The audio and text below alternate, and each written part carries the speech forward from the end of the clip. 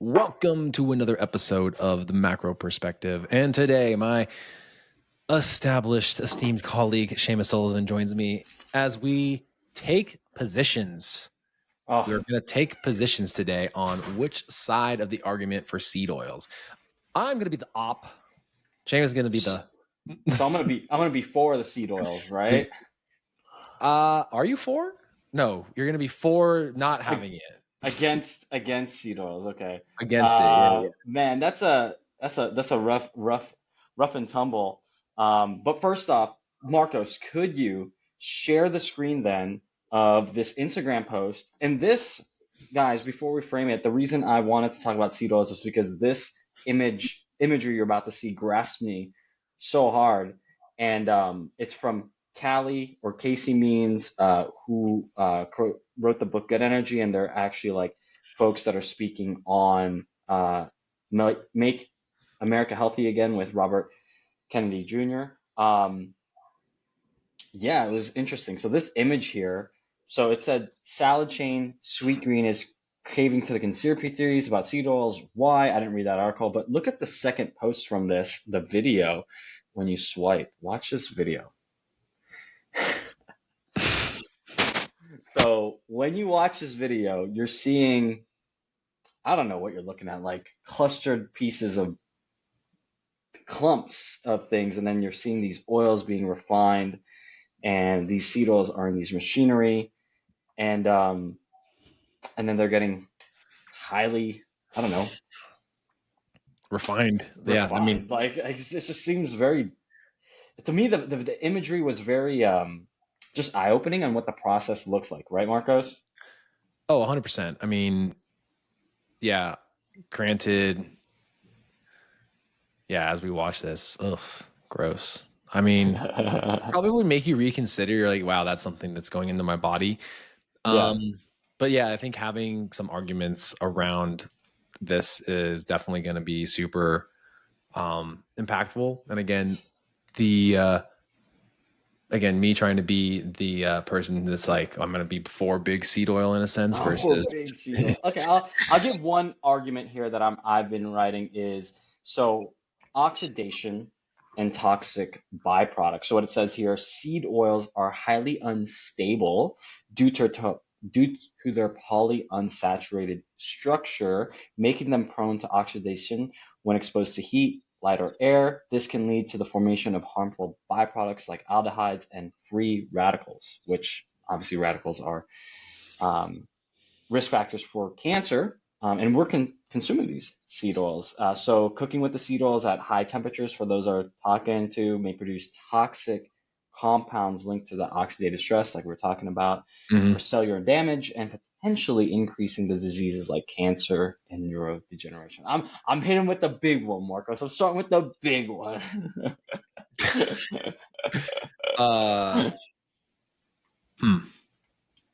Well, put my Lane Norton hat on for a second. Like, all the double-blind placebo clinical trials.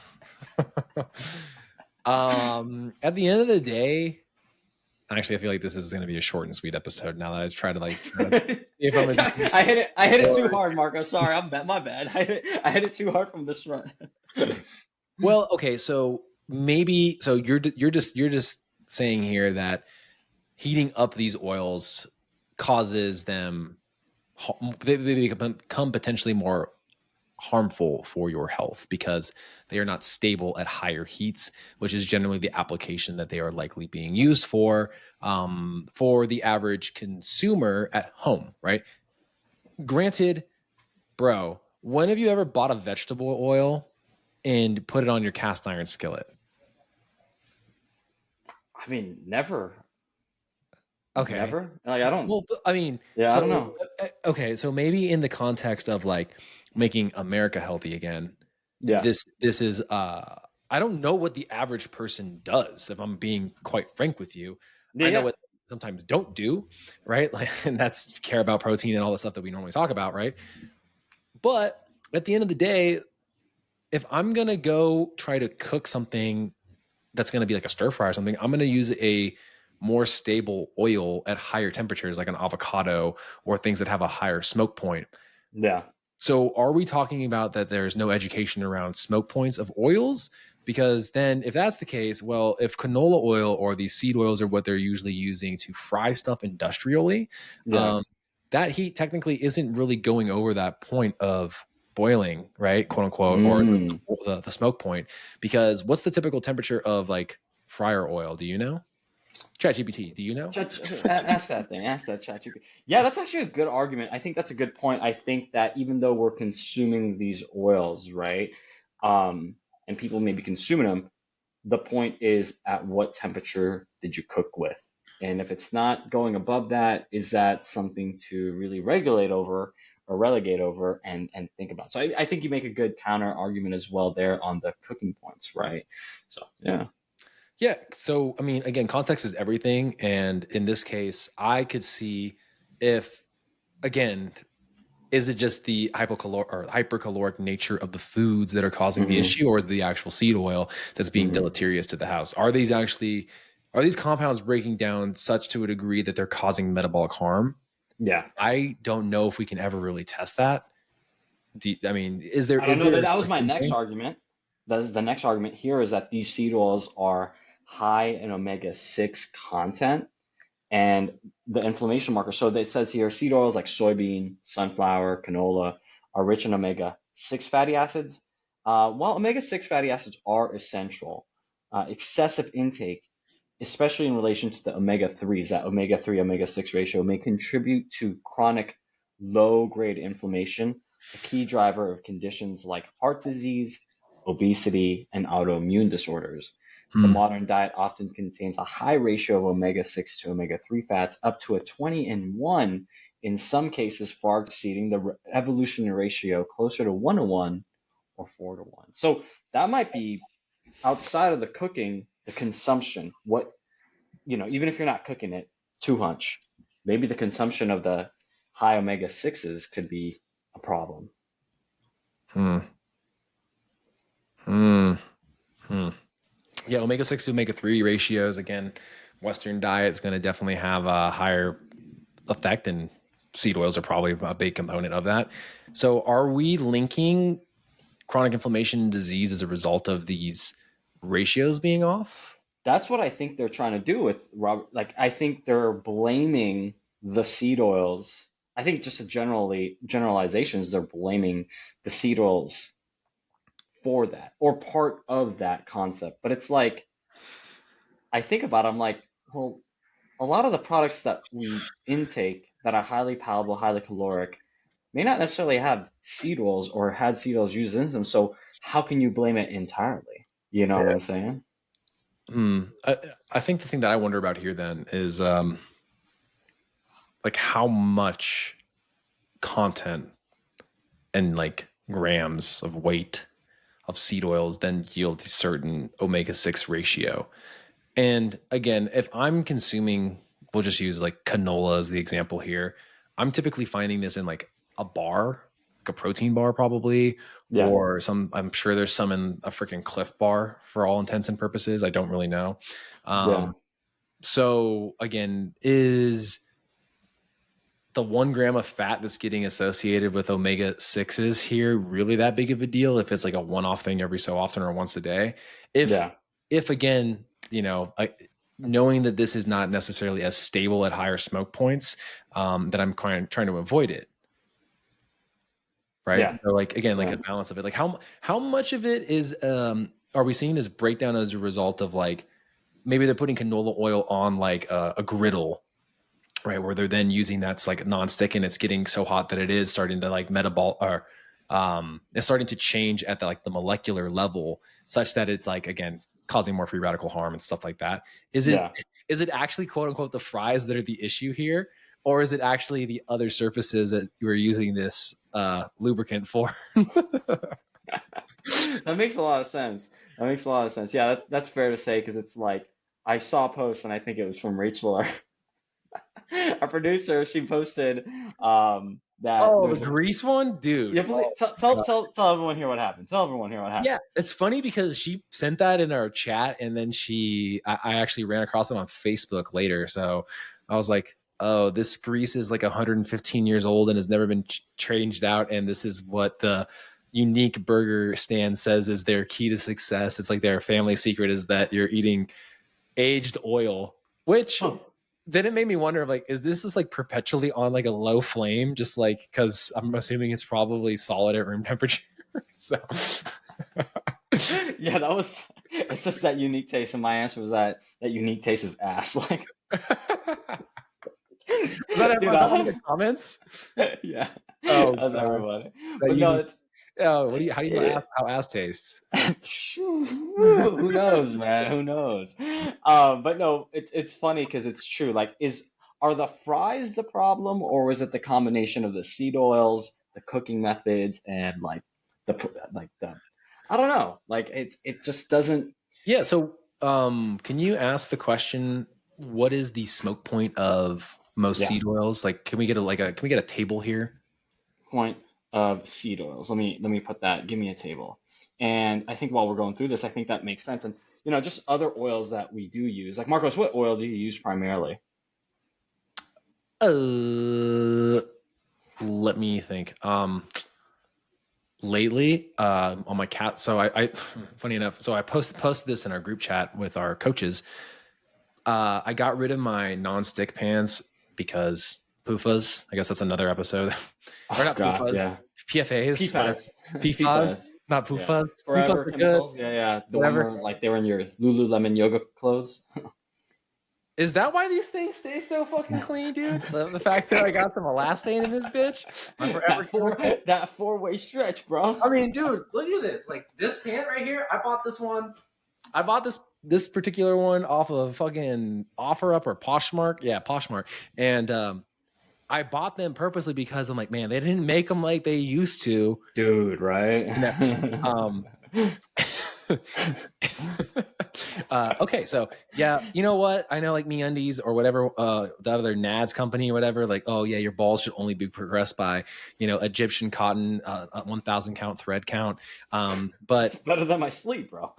at the end of the day, I like the ones that breathe. Yeah. So Check out this. Check out this. So, for seed oils, the smoke point ranges from 320 degrees to 450. With like, let's say, corn oil at 450 degrees Fahrenheit, and then the lowest flaxseed oil actually is at 225 degrees Fahrenheit. So, mm, it what? gives us some concepts here too. Yeah, Go yeah. ahead and So you might need to refresh the page. what Yeah. is the normal temperature for frying foods? Let's put this to bed, bro. I told you, I'm coming up. Look at that. 325 to 375 is the typical There you go. recommended temperature. So again, if these things are, and again, I don't know how much fat's actually getting absorbed by said, French fry or whatever. Yeah. Most of these are in the clear. Hmm. Pretty much all of them. All the ones that I've ever seen be used as fryer oil. Yeah. Like, fryer is likely not, yeah, like legit. Like again, none like. So are these oxidizing? They're not getting to they're 100 degrees off most Yeah. of the time. Yeah. So No, that again, makes sense. are there just inherently bad things going on with this? Right? Are we?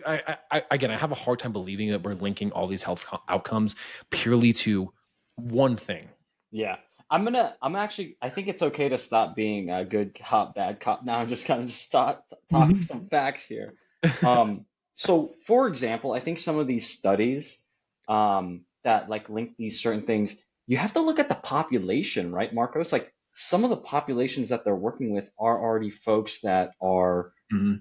already metabolically disposed, are older, and may not be necessarily doing the right exercise and nutrition protocols already in place, right? Mhm. So when you do look at that and it says like, okay, this person was dealing with some lipid issues, some gut health issues, and like they're saying it's the seed oils, it's like, well, when you got rid of seed oils, and we're talking about seed oils being in mostly highly processed, highly palatable foods or going out fast food, right? They change their lifestyle metabolically, like they're much better. It's like, well, they're metabolically better because they just changed their life, like across the board. They started eating more of the good stuff, and as effect, they probably weren't getting as much seed oils. But if seed oils were still maybe on some of those foods, and they were exercising, getting better sleep, and training hard, and eating foods, but maybe just had some seed oil, to what effect? To what effect, right? Is it a portion thing, right? I don't know. It's a Mm. I mean, let's face it, dude. Like at the end of the day, it's going to be really hard to just point the finger at one thing being the issue. I think that again, the fact that you mentioned that like swapping out traditional like fats like lard or butter or tallow or all these things, like I personally don't think a lot of these things should be consumed in a large quantity regardless. yeah. I would argue that a lot of the fat sources, no matter the structural type of it, if it's a PUFA, if it's a omega-6, omega-3, I don't necessarily think that it ultimately yields a particular health outcome, and I definitely don't think that they lead to more obesity or less obesity as a result of it, right? Like I Yeah. think it's too much is too much regardless. I do Yeah. think that we're what's the word, like finding the golden Ratio, the golden ratio. I'm sure I bet you we could probably find a way to trace the golden ratio to the actual food content you should consume. I'm sure about that. You know what I mean? Yeah. And I do want to say to your point that, like, okay, an argument for seed oils, and this is something that I'm learning relatively new. So for the listeners, you might want to research into this too, is so even though our farms, our companies that we trust that have been big brands, right, that do regenerative farming practices or do things like better practices around food, they may still be whole foods, right, Marcos? Mhm. Um, they're still finding that after so much time in modernity and just being in a highly refined, world, they're finding that even the best brands in their food, there's tons of microplastics and microtoxins in them, Mm. and they're deemed AKA more organic, right? Then you would look at a seed oil that's highly refined, and obviously they're taking these things out. So then it's like, okay, so the argument is like, you're kind of you kind of have to manage both, right? You have to manage even the foods that you do trust, and then even these things that they call seed oil. So it's like there's always something, that may be compromised, and you have to give everything a fair shake. You can't just give one thing, yo, screw this, and then what I'm doing is great, and then when you see what you're doing is not actually good, you're like, oh shit, actually, I've been messing up, Hmm. Yeah, awkward pause. I think the thing that spit out here though about like you just said, that the toxic nature of some of the other things. This one might be like would have been your biggest one if we did keep the good cop bad cop going. We'll go back to it. Let's go back to Yeah. it. No, the contributing factor potentially of your gut microbiota potentially seeing a little bit of a skew, because we know that particular foods that we grew up with, quote unquote, as like young evolving species probably need more prevalence in our modern Western culture. And as Yeah. a result, these newer foods that we were not really introduced to, that go through modern means of, really like human ingenuity, if you think about it, like, Yeah. are they contributing to gut permeability? And we know that this has been something that's been a topic of conversation in our space for like last 10 years, and Oh, is really 100%. now like being what's the word, Fully like, fleshed out. yeah, like flushed out, but like it's being recognized by actual like academic institutions that the lining can actually have some permeability, and as a result there are, again, we're basically creating these autoimmune diseases. So again, if these things structurally do have push against, whatever that gut lining is, let's say, Hmm. and then it's, causing more other weird diseases, again, that would be an interesting one to see, like, again, hey, use case, Hmm. okay, no more seed oils. We're cutting this out. We're only using avocado oil, extra virgin olive oil, coconut oil, right, and butter, ghee, and tallow, right? Yeah. And this is healing people's gut, which I think a lot of holistic practitioners really do. They're like, hey, cut out the refined seed oils. You're going to move to these things. They're a little bit more. They're a little less processed, Yeah. and it seems like there is some clearing up of those symptomatic, Symptoms. symptoms for sure. So that point that you put on here on our notes, I think, again, would have probably been like, that's something to consider. But then again, personally, I haven't like quote unquote treated or helped anybody with gut permeability. It's not really like my forte, but I Yeah. have come to see people get a lot of health benefits from removing their old way of eating, and now they're on a, we'll call it a modified carnivore kind of diet or a very paleo based thing, which is really only advocating for these other foods. So Yeah. I don't know, Let me maybe. ask you this though. Let me ask you this. Would you say, and play devil's advocate now, little Lane Norton here, would you say that their gut health improved because they started eating less of the highly caloric, highly palatable foods at higher portions? Because they started bringing those things down, calories down, did that also help with some of these, let's say, autoimmune symptoms, disease-like gut issues, or was it just directly the seed oil? For the individual case, this is one anecdote, right? Yeah, He worked with me in the past, saw great results with, again, a macro based approach. And yeah. then something set him off to the tune of dealing with like ulcerative colitis or colitis, right? Mm, mm, So, again, was it stress involved? Possibly. Is it stress as a result of particular foods? Again, still a form of stress, so possibly. yeah, And the answer there is like, I don't know. I don't know. I mean, we did try moving food down in the typical context. yeah, Like, I mean, and he was tracking and logging, and there was no relief or benefits or real weight loss, like to the degree, there was still like gut distension. There was still just like other things going on, holding on to extra like inflammation and bloat. And I think yeah. that even, again, I feel like every aesthetics coach out there would agree that like there's, even as you, again, as you drive food up higher, there has to become a point where you have like a cleanup phase, Oh, yeah. right? Because you're just dealing with so much bulk of food calorie wise that your body is just like, nah, I'm done. Like you're just you're gonna get Too the, much. it's just, yeah, right. That's why so many bodybuilders coming after their careers have like such major gut issues. And maybe they were still eating quote unquote clean and healthy, but it was like so much food. Dude, I mean, your body can only process so much, and I mean, they were also probably taking like insulin and other things that help just like shuttle the nutrients into their system a little bit differently, right? So, I mean, like, dude, there's going to be repercussions for anything that you're doing that's going to like make you bigger. Like, Yeah, yeah, God yeah, damn it, they look good on stage, didn't they? Or at least that's what they thought. They got their IFIT BB Pro card, right? yeah, That they, but yeah. dude, I mean, Some of the gut health stuff, so those are more anecdotal, more integrative, functional medicine types of approaches, right? Functional health coaching. yeah, And then like to play devil's advocate and Lane Norton style, like I've reviewed some of these studies, and it's funny because some of these studies, and I'm gonna bring in another topic here, and this is for something else, but artificial sugar sweet, or yeah, artificial sweetener, where people are like, oh, that messes with your gut, that messes with the appetite suppression or appetite hormones and things like that. And kind of like this, when you look at the seed oil studies, they were talking about what happened to the gut microbiota and the permeability, and there was nothing significantly toxic with some of these studies. I mean, we need more, obviously.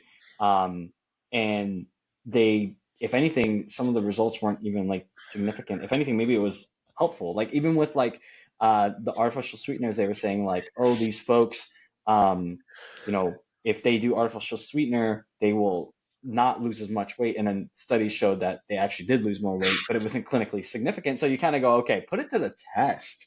And I think we need to put I think sometimes these demonizing concepts and beliefs into tests. You just got to test it for real, and give a bigger population and give it to more. And yeah, no, I agree. I mean, not gonna hear an argument from me about that. Like, it's gonna be I mean, holistic practitioners wouldn't, there's so many people wouldn't move into different camps if there wasn't something that kind of gets healed or fixed as a result of particular Yeah. coaching. So I mean, again, at the end of the day, like, I feel like this is just an interesting talking point, but it's also like a fear mongering approach. And I think that marketing for so long, dude, I mean, this is just like what I'm noticing now as I'm trying to, work with more people again. At the end of the day, information prior to probably the 2000s that you were getting fed as good dietary advice, you should probably throw out. And I'm just going to sit here and say that wholeheartedly. You need to be focusing on getting in quality lean proteins. Lean proteins have to have a single digit of fat content per 4-ounce serving. That is my rule of thumb. I guarantee if you're doing that, then you can include some of what we're going to call the healthier fats, the ones that are going to be anti-inflammatory, your avocado oil, your olive oil, your MCTs, these oils that everybody thinks is health promoting. Include them, but you don't get the opportunity to include these if you're eating fatty fucking meats. It's just not going to work. It Good doesn't point. happen, right? Good So point. again, everything that's going back in the day too, predating that. Again, if you were born in a different decade, bro, your view of nutritional sciences is so jaded and skewed. It is actually the topic of conversation for me today. I had to Yeah. try to convince a 62-year-old dude that he's eating as though he is a kid training to cut weight for a wrestling meet. And I was like, this is literally someone that should be working with you. I'll help him out. I'll help him out. And I think that that makes sense. I think that the beliefs around the seed oils, certain nutrition camps, it's always a fear mongering and it's a less than mentality. If you're not in our camp, you're not doing well or you're doing everything wrong. And I think that's where people feel so fractionated and isolated. And I think we need to do a better job of bridging what they're all trying to do. If the outcome is to truly create the most healthy version of you, then you've just got to take the best concepts from each of those and just run with it. You don't have to put yourself in a camp and then dog on everyone else. I don't like to do that. I'm kind of like a Bruce Lee mindset. Take from the best and then just neglect the rest, right? And the thing there truly is trying to come together and finding out the most main points across all these diets. Like, what are they doing? Well, when you look at them across the board, you're eating overall healthy and trying to get away from highly processed as much as possible, wholesome foods, satiating, protein based, and making sure you're getting in as much of the multis and minerals that you need across the board. And I think that's the best. And I think, personally for me, back to the seed oil conversation, is that it's not necessarily something I would avoid. It's just that in my day to day, it's not something I'm overly consuming, but I'm not necessarily concerned too. If I go to the store, Dude, if I go, you're not buying a carton of canola oil so that you can coat your cast iron. I doubt it. You know what I mean? Like, we're not putting, again, most people that are trying to be health conscious, you're trying to use an air fryer and spray it with the quality oil and, yeah, put it at a temperature where that stays stable, but also gives you the crunch and texture you're looking for. exactly. I'm not doing that. And then if I go to a restaurant, if they have it, I'm like, okay, well, I'm not eating at this restaurant 24/7. You know what I'm saying? Like, I'm gonna Yeah. just do my best. And like, I do have an autoimmune and everything, but I'm not necessarily afraid of that either. And I don't, and I manage if I do have a flare up or something. So for me, like, it is something that's top of mind, but I feel that Are your it flare ups more made, prevalent when you're eating out more? I'll tell you this, my flare ups are more, Stop and think about it for a second. actually, hold on one second. I haven't really had any flare ups. I'll tell you this, I have psoriasis for everyone listening. My flare ups are primarily around like if I consume like alcohol, and I haven't had any in a Mm, long time. So, I don't know why. Just for alcohol, for some reason, like my psoriasis gets super red and all this stuff. Um, it's your Asian blood. I think so. Something's going on there. But if I were going out, I have to test it, and it's funny. So for example, going out, I like to go to like Cheesecake, for example, with my fiance or like Wait, other wait. restaurants. Hold that thought. Hold that thought. Hold that. How does the internal you deal? You have Irish and Filipino, Hmm. right? So like Asian and Irish. So like literally one that gets flushed as a result of one that's so like known notoriously stereotypically as a drinker. Well, they're both drinkers. They are? I Yeah, thought, so like but I thought like the Filipinos can Asian like was a thing with regards to like drinking. no, but like Filipinos are technically, here's the weird thing about Filipinos. They're technically not Asian. What? Yeah, Why? technically we're not. We're like poly, or we're not even Pacific Islander. Like we're like part of like an ethnic group of islands that are very much very different. And then people think that we're all like Spanish, sort of. I'd say 2% of the population is because we got raped and pillaged for like hundreds of years. But I yeah, mean, like we're isn't that every modern culture? from Spain. But yeah, I would say we are really drinkers. Like, well, let's my family. My understanding of my family is they drink a lot. They don't get the And then glow. I think they do. My mom does. And then the Irish side of my family that I know of, and they're Scandinavian, like my that side, they do drink a lot too. So yeah, it kind of sucks that like I was the one in my genetic line that's like, oh, you have psoriasis, you have all these things. Oh, you're also a health conscious individual. Don't drink. I Your think I'm letting my ancestors down. your insides are so conflicted, bro. You're like, God, you got to drink, but you can't. You can, yeah, and that's a shrug. But yeah, man, I think honestly, I think it's like a yeah, I think it just comes down like I think yeah, maybe sometimes when I do go out, I gotta watch what I eat maybe, and see that again. I don't know. I think I know it definitely does from drinking, but I haven't seen from the last time I've gone out. I haven't seen that. I think because, and again, like this just literally could have been a marketing ploys for years, and we've just been kind of, it's embedded in like health culture to not have these things around.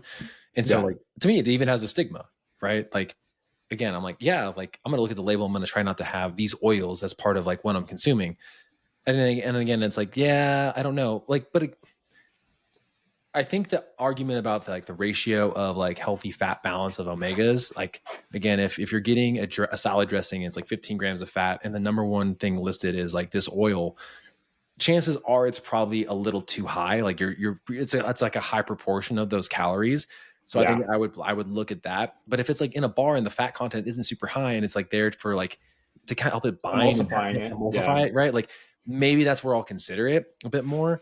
But again, like if we live in a modern agricultural society where we can probably get our hands on an abundance of everything, I mean, I think from a consumer point of view, and going back to like the first thing that we looked at, right, with the sweet greens topic, yeah, like I will definitely probably, I actually wasn't a big fan of sweet greens because I knew that that ended up being part of like what they were. I was like, oh, you're promoting all this health stuff, but yet you're not going through the extra, that extra mile to make sure that you're getting like that higher quality ingredient. yeah, You know, you're just cutting costs. I would gladly pay $1 more to get the olive oil. yeah, yeah. I think that's a good point. And also, I think one last point, and we could close it off here, is we're in a modern food system. Processed foods aren't going anywhere, and some of these processed foods are fine. Like, you know what I'm saying? It's just you have to watch that spectrum of like what's highly processed, highly caloric, and like what works for you, right? You just can't get away from these things. And I think I don't know. I think our message here today truly is like Yeah. just stop demonizing everything, you know, and stop paralyzing yourself from making a decision and that over anxiety of trying to eat. It's like, okay, we get it. We get it. America has had a lot of problems with its nutrition, but as the individual, you can navigate life with just a bit of clarity and try to go down the middle and do your best with decisions that you have to make. And look, if these things are an issue for you, then you know, and then make the adjustment. Yeah. If you're trying to live a healthier life in 2025, don't pay attention to social media and media in general when it comes to that. I'm just going to say it. Just hang out with us at the macro pod. Yeah. We're not biased at all. I'm just kidding. We're so unbiased. We're biased. Our bias is being unbiased. Like, Exactly. We're going to come at it from 50 angles. yeah. Well, I think it's nuanced. I think that it might have its place. I think there are certain applications where it probably makes the most sense, especially if it is appealing to a massive number of people. But yeah, man, I mean, this was fun. I feel like, again, at the end of the day, like, again, whatever you're going to view as the most health promoting thing, I think we can all kind of agree upon. You know, we're giving a stigma to like these quote unquote healthy oils. You know, stick to those, you know, as your general rule of thumb, and things that you should have in your pantry and things that you're cooking with. Again, try not to fry foods because that's probably not going to be the healthiest option at the end of the day. And Yeah, I mean, shoot, enjoy high quality food. Try to make more things at home, and try to actually, again, like at the end of the day, if you're trying to reach a certain protein goal, you're getting probably a fair amount of fat if you're eating high quality things regardless. And I mean, I generally don't like using a ton of oil. You know what I mean? So like going back to like my switch to the cast iron pan, like, bro, I gotta use so much more butter than I'm fucking accustomed to. Just Yeah, to make tell the folks about that. You said you're like, wait, this is not a stick. This is like the whole stick of butter that you're doing. Fuck, man. I know that was the funniest conversation. Our coach Nick, he's like, dude, I put enough to grease the pan plus some because of my Italian side. I'm like, Damn, bro. the Dang, bro. the macro coach in me is like, yo, this is. That's the whole fat of the day. And again, like I think I will feel better knowing when I kind of figure out how much. Right now, it's like it looks like a lot, but I actually weighed it. It was like 5 grams, so I was like, oh, maybe it's closer to like 8 or 9 or 10. Maybe it's like 2/3 of an Mm. actual serving, and I could live with that to like make it so that I'm like maybe cooking in a higher quality pan. And literally, it's just for fucking eggs. Like everybody else is like, oh yeah, they're cooking this thing. It's like, no, that stuff is easy. I just don't want my eggs to fucking stick. Give me the fucking PFAs all day so I can flip this bitch, get the runny yolk. Whoever math, like again, they're like, oh, you're just not good with it. It's like, no, I don't want to throw a fucking quart of butter into my fucking pan so I can fry this bitch. God Hey, almighty. I'm real with you, Marcos. I'm with you on that. So I use a nonstick. Dude, but listen, okay, well, this is it. I gotta go pick up my son. But Okay. legitimately, I come home and Brittany had a fucking nonstick pan on the stove. We still have one little one because I know that she needed to cook her eggs in that bitch. So if I get out there to cook her eggs, she ain't cooking it in the fucking pan. And she's the one that gave me fucking grief about it. Learn to cook with the fucking stainless steel, girl. Just saying. All All right, right. you gotta go. All right, guys. Thanks so much. Macropod out.